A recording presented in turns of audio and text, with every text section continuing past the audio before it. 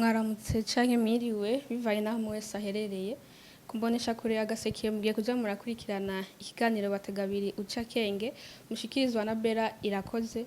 Ikiganiro bategabiri uca kenge ni ikiganiro kizoha ijambo inararibonye imboneza mu buzima butandukanye bw'igihugu ndetse n'abagize ico bakora canke bafite ico bariko barakora kugira ngo bateze imbere igihugu. Hatirengagijwe abakenyezi barengera uko ikibano kibafata karangura ibikorwa vy'iterambere kugira ngo imiryango yabo ishike ku iterambere rirama, kugira ngo kandi urwaruka rubonereho akaryo ko kwijukira ibikorwa vy'iterambere. Ikiganiro bategabiri uca kenge kizoha kandi ijambo abahumure bo mu kibano kugira ngo bakaburira urwaruka ingene bo kwitwara akaranga imico bogirako. Tutarandiriye uyu munsi ikiganiro bategabiri twatumiye umutumire wacu w'iteka, turabahaye ikaze mutumire. Jewe nitwa Jean de Dieu Mutabazi, ndubatse nkaba mfise abana batanu. Jewe rero ndi ico bita ingénieur agronome, aho ni ku ruhande rw'amashuri. Hama rero kuvyerekeye ubuzi nagiye ndarangura ni bwinshi, kubera nkiheza kaminuza narabaye umuhanuzi mu bushikiranganji bw'ubudandaji.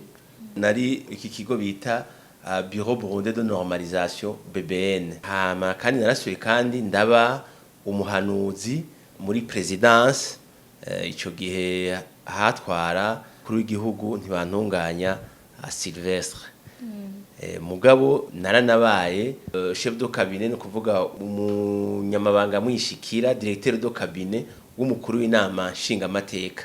Ico gihe yari Dr Minani Jean Rarongoye inama nshingamateka, nari umuyobozi mwishikira. Hanyuma ayandi mabanga akomakomeye naciyemo naranguye, narabaye umushikiranganje w'uburimyi n'ubworozi. Hanyuma ndaba n'umuyobozi mukuru agashika nka gatatu. Umuyobozi mukuru nari ndongoye igisata c'ikawa hari kera cikitwa Osibu. Ndasubira kandi ndagaruka ndagitwara igisata c'ikawa citwa Arfik. Hama narongoye n'igisata c'ibigazi Palmier Oil, narongoye Office de l'huile de palme OHP, murayizi ikorera mu Rumonge. Aho ni kuvyerekeye novuga ubuzi bw'ubuhinga, kubera ndi ingénieur agronome nanonosoye ivy'uburimyi n'ubworozi. Mugabo hariho n'ayandi mabanga naranguye asaba kwizigirwa n'abene gihugu, asaba gutorwa. Narabaye umudepite, narabaye umushingamateka ku rutonde rwa Frodebu mu 2005. Ndaba umudepite. Hanyuma rero ndaba na conseiller communal muri mpanuzwa jambo ya Nyakabiga. Urumva ivyo bisaba gutorwa. Mbo hariho n'ayandi mabanga twagiye turacamwo kugira ngo ivyo vyose dushobore kubishikako. Kera hakiri umugambwe umwe muri Frodebu tugikorera mu Rufuri, twari twarumvikanye yuko dutegeza kwinjira mu mugambwe Iprona kugira ngo ivyo turondera tubirondere turi indani. Ba Nyangoma Leonard bari muri za ITB, jewe nabitwa Bayirere n'undi yitwa Christine yo kubwayo yakoze ku radio, twari muri Gerere. Ba president bantunganya bari barongoye Institut kwa Gasore nabandadaye n'abakarimwe bose, twese twari twaragiye mu bisata bitari bike, muga tukaguma dusaba yuko hoza imigambwe myinshi. Hama rero ntuze muri Iprona bamaze kuyibona tumaze gusatira cyane, baratinda baremera ko haza imigambwe myinshi. Tuca tugenda rero mu mugambwe w'iwacu Sawanya Frodebu. Muri Sawanya Frodebu burya narawukuriyemwo, ndanamiriyeyo akabuye k'abagabo, ndadubwa gushikaho mba muri batatu ba mbere barongoye uwo mugambwe mu nyuma y'amasezerano y'Arusha mu 2000. Nari rero umunyamabanga shingwa bikorwa, nkaba n'umuvugizi w'umugambwe Sawanya Frodebu. Mugabo ivya politike birashika, usanga rero abantu bavanye hari ibintu rero tutumvikanye ko turaheza turavana jenca njana n'abandi bagenzi banje tuca turashinga umugambwe w'intadebukirwa radebu nkaba nkiwurongoye gushika uyu munsi twawushinze mu 2009 mu ncamake rero ukeneye kumenya ibyo nagiye ndacamwo haba amashuri haba ubuzima nagiye ndacamwo canke ibintu vya politike ndashobora kuvuga ko ari ivyo mugabo n'ikindi naco kugira ngo umuntu aje mu idonido amenye neza navuze ko ndi umwana w'ubuheta navuke mu gisagara papa we wanje mugabo yavuka mu Kirimiro mu ntara ya Gitega commune Gishubi zone Mugaruro papa wanje yavuka mu muryango wita abavumu ngaha mu gihugu cy'u Burundi bari mu ntara zose hanyuma mama wanje nawe yavuka mu ntara ya Karusi commune Buhiga. Turiko turumva ko Mutabazi yoba yarabaye imfuvyi byagenze gute byo bari byo imfuvyi y'irindwi na kabiri umutama wanje yakora kuri Athénée secondaire kera bahora bayita Athénée Royal hama rero mu ihonyabwoko ry'abahutu y'irindwi na kabiri baramwica yitwa Nyagwaga Jean bamwicanye na bene wabo babiri uwitwa Gwasa Stanley yari umwigisha yigisha mu ntara ya Cibitoke hamwe n'uwundi yarakiri n'umuhererezi mu nda kwa papa nyene yitwa Kagi François yiga muri secondaire nawe nyene baramwishe novuga yuko ubuzima bw'imfuvyi twaciyemo butari bworoshe kubera nari navukiye mu rugo rwifashe rw'umufonctionnaire afise inka akagira imodoka akagira amatongo akagira amazu yarabisize byaradufashije mugabo ntivyoroshe kubera mu kuja kwishuri kuri Athénée primaire twagenda n'imodoka kera hariho amabus bita zari za Majerus zikadutwara kwishuri zigaheza zikatugarukana mugabo amaze gupfa nize kugenda n'amaguru kwishuri mugabo ntaco byangize ko twaciye twimukira mu Nyakabiga twaciye mu 1973 tukagenda aha kuri Athénée n'amaguru ikindi naco ca kabiri twaciye twiga nyene gukora utuntu umuntu atahora akora tukagenda n'amaguru nabo tuvukana hageze ikiruhuko tamakaze wanje nawe nyene yarakora mugabo agaca atudugana ruguru abana batatu nko muri Rici batatu bakaja ibuhiga mu ntara ya Karusi bandi batatu bakagenda igishubi ku Mugaruro hama rero tugarutse tukagaruka badutekereye ibiharage amateke n'ibindi hama rero umwana akiga kuragira impene akiga kuragira inka no kuvuga rero nko muri Rici wagiye igishubi iciri kwirikira yacaja hanyuma ikiri naco mu buruhuko tutaduze wasanga turiko turakora ibintu kugira ngo umuntu ashobore kuronka udufaranga tukadandaza ikaranga je naradandaje ikaranga ndacyatura amatafari umuntu agakora utuntu hariho naronse n'ikiraka cyo koza imodoka y'umuzungukazi yitwa Dorothée de Benoît chaque weekend naja kumogereza imodoka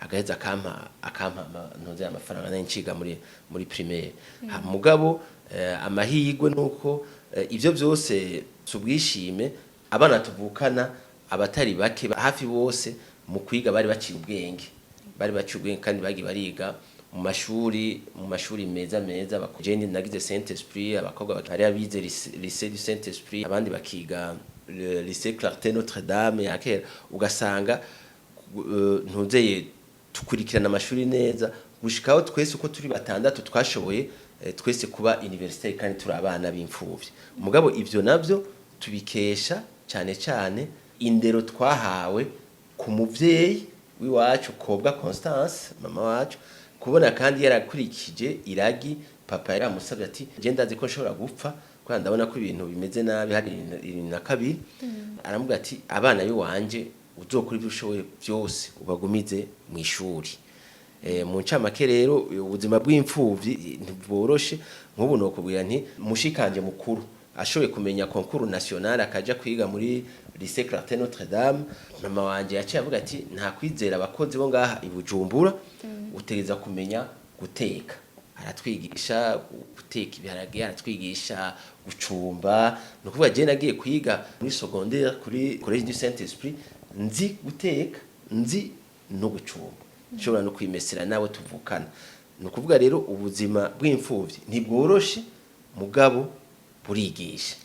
Ntibworoshe kandi burigisha. Hama rero burya umuvyeyi umwe arashobora kurera abana mu gihe afise umutima n'ishaka. Nico bituma nk'ubu ushobora gutera kamo iyo abantu bishitse bagapfakara, baba abagabo baba abagore, nta kwihebura. Canke je murambona nka twebwe ntuze 72 narabonye abapfakazi bamwe bigenjeje nabi, ugasanga aciye atangura kuvyarana n'abandi bagabo iki akavanga abana, ugasanga bimeze neza abana bakamunanira kurera kubera byanse ko arima ronderera abana. Ari naco gituma igihe umuntu apfakaye ategeza kwiba ko kugira ngo ashobore kurera abana. Nka jewe mama we wanje papa akiriho yarafashwe neza. Kera abantu bubakanye umugore baramubwira ko bidakeneye ko abandanya akazi akora, hagakora umugabo gusa. Mugabo papa apfuye, mama yaciye arondera akazi arakaronka, yiga gukora kandi araheza. Novuga ko ivyo 72 benshi abagore benshi bapfakaye bakiri bato. Mugabo yarize kurima, twari dufise amatongo hafi ya hari presidence uyu munsi hajya Ntare House, tukagenda tukarimisha tukimbura tukagira iki ibintu atahora akora kare. Mugabo byarabonetse yuko yakuye amaboko mu mpuzu, aravuga ati jewe sinjya kwigenza nabi, mugabo ntegeza kurera abana kandi sinkeneye kuvanga abana banje. Cyo kintu ni kintu gikomeye. Aha akwirane ko ndavuga ati imfuvyi itegerezwa kwiba ko ikigenza neza, mugabo n'umupfakazi abo mugabo umugore nawe ategerezwa igihe ivyo vyago bene ivyo vyago bimushikiye, nawe ategerezwa kudasubira kandi gufyina kugira ngo ashobore kurera abana biwe. Turumva neza ko mwabaye imfuvyi igihe igihugu cari mu bihe bitoroshe. Mbega baba batumye mu imfuvyi mwarabarikuriye canke agashavu karacari? Jewe ndumukiriso. Kandi burya umukiriso nyawe ategeza kwiga gutanga ikigongwe. Ateza kwiga gutanga ikigongwe, kandi naho uwamukoreye icyaha tokimusaba. Iyo rero bihuriranye uwamukoreye icyaha akamusaba ikigongwe, ategerezwa kukimuha n'umutima mwiza.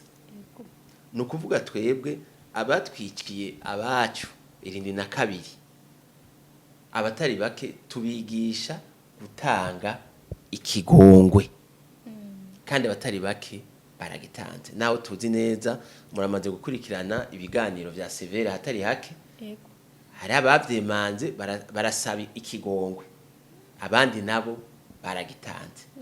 Na jewe rero ahanje ikigongwe twaragitanze.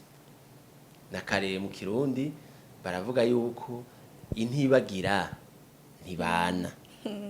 Mugabo baba bashatse kuvuga ko ikigongwe ari kugitanga.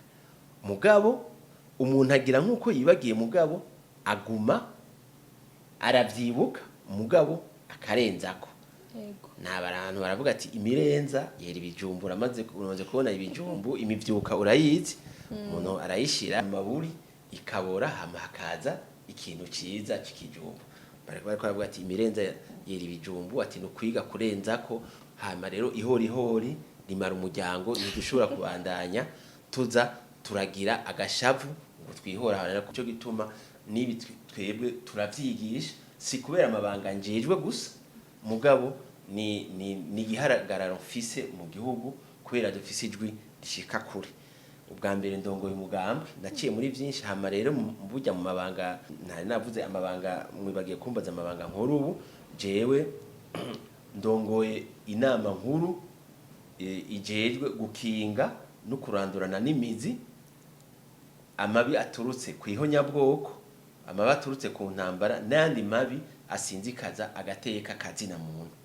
urumva rero kugira ngo twebwe twame tufise ico duterereye twubake uburundi burimo amahoro, uburundi butekanye hamwe atangwana idosura kandi kuba ngaha muri igihugu ntitutegerezwa kugendera ku bintu by'akahise byo kwihorahorana, dutegeza ahubwo guhana ikigongwe. turazi yuko bavuga ntihica ubwoko, hica intwaro mbi. no kuvuga n'ivyiri na kabiri ntihisha abatutsi, hisha intwaro ya micombero. Twe tuvuga yuko ari ihonyabwoko ry'abahutu kubera byaraciye mu nama nshingamateka ishashe hamwe n'inama nkenguzamateka, ari bakorera kuri raporo wa mugwi wa severe ujeje ukuri no kurekuriranira wari wabahaye, barabona neza yuko byabaye ihonyabwoko ry'abahutu. Mu mahonyabwoko amaze kuba ngaha muri iyi si hariho ihonyabwoko ry'abo bita ba Armenien, turaryemera ryarabaye. Hari ihonyabwoko ry'abayahudi ryakozwe n'abadagi mu 1945. hariho n'ihonyabwoko ryabaye mu Rwanda. Iryo mu Burundi rero ko abantu bariko baravyitegereza uko vyagenze, bavuga yuko ari ryo honyabwoko rya mbere gusumvya ayo atatu merije kuvuga. Ico rero novuga twaratanze, jewe narahariye abanyiciye papa na bene wabo n'abadata wacu, mugabo hariho ikintu burya dusaba. Ni ikintu bita mu gifaransa réparation, no kuvuga gushumbusha. Gushumbusha burya cyangwa kugarukira ku muntu s'amafaranga, subwo ngo uramuha amafaranga, kubera nta kintu gishobora gushumbusha umuntu yapfuye ko atari yo muzure, bega barapfuye. Mugabo urabahoza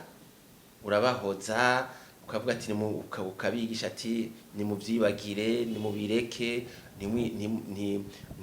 nimwonse amaberebere y'amacakubiri abana, mubigishe urukundo. Hama rero ibyabaye umuntu akavuga ati kuri iyo tariki tuzokwame tuvyibuka. Hanyuma rero hakaba ibintu bita ntuze monument, hama hakaba ibintu byo kusabira byo gusaba ikigongwe kuri abo bapfakazi n'izo mpfuvyi, ko abatari bake jewe turagendana turazinanye baracafise ibikomere ku mutima. Hariho nk'ikintu cakozwe neza, murazi wa mugwi wa CNTB ntawe ukiriho, warafashije abatari bake kubasubiza ibintu vyabo, amatongo yabo, benshi barabasubiza ntuze amazu yabo. Urabona n'ikintu kirafasha, birafasha cyane naho byaje biteba, mugabo byaragiye mu ngiro. kandi ivyo navyo nukuri nibyo ubu turi muri demokrasi. Hariho abantu novuga yuko batiyumvamo iyi ntwaro, batayiyumvamo, badashaka kuyishigikira, mugabo burya nuwankuru kwavu aramenya ko ruzi kwiruka. Iyo ntwaro yaragize ikintu gikomeye biciye kuri bijya bikorwa vya CNTB, arico gituma abatari bake bavuga ati nukuri nukubashigikira, ahubwo nibindi bisigaye kugira ngo bazoshobore kubishikako. Hama rero ku imfuvye n'abapfakazi nukubaguma hafi bakagerageza kubagarukira kujya ibyo bya CNTB n'akaroro ntanze. Hariho rero n'indi bita CSTB, no kuvuga ya sentare yiyungururizo y'ivya CNTB, nayo nyene iri kwirakora ibintu turayishigikiye. Yo irafasha ibintu cyane kugarukira kuri izo mfuvyi nabo bantu bagiye barabura ivyabo mu gwimo. Mu cyamakire unagenda kubira yuko naratanze ikigongwe kandi ndavyigisha, kandi n'abatari bake baratanze ico kigongwe. Mugato gasaba yuko iryo honyabwoko iya raporo avuye mu nama nshingamateka na nkenguzamateka yohezagirwa na leta kugira ngo no mu makungu baheze bavyemeze. Mugabo kujya nakubwiye murajya amahonyabwoko atatu azwi mu isi yose, ihonyabwoko ry'abayahudi, igihonyabwoko ry'Abarmeniye, igihonyabwoko ry'abanye mu Rwanda. Twe tuvuga yuko ihonyabwoko ry'abahutu 72 ari ryo riza ubwa mbere turavye ingene vyagenze.